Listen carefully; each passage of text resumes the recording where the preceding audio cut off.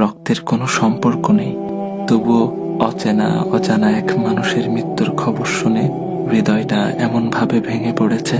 এই ব্যথা কি আগে কখন অনুভব করেছি? নিজেকেই প্রশ্ন করি। সব সম্পর্ক রক্তে বাঁধা থাকে না। কিছু মানুষ না জেনেই না চিনেই হৃদয়ের সবচেয়ে নরম জায়গায় স্পর্শ করে যায়, আর চলে গেলে রেখে যায় নামহীন এক দীর্ঘ কষ্ট। কেন জানি মনে হচ্ছে এই শোকটা শুধু তার চলে যাওয়ার নয়, এ যেন মানবতার এক নীরব অংশের বিদায়। চেনা ছিল না, কথা হয়নি কখনো, তবু তার অনুপস্থিতি হৃদয়ে গভীর শূন্যতা রেখে গেছে। একটা জিনিস খেয়াল করেছেন?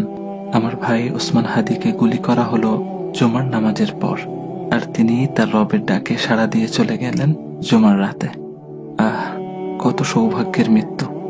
আল্লাহ সুবহানাহু ওয়া তাআলা আমার ভাইকে শহীদ হিসেবে কবুল করুক, জান্নাতের উচ্চ মাকাম দান করুক, শোকাহত পরিবারকে ধৈর্য ধারণ করার তৌফিক দান করুক।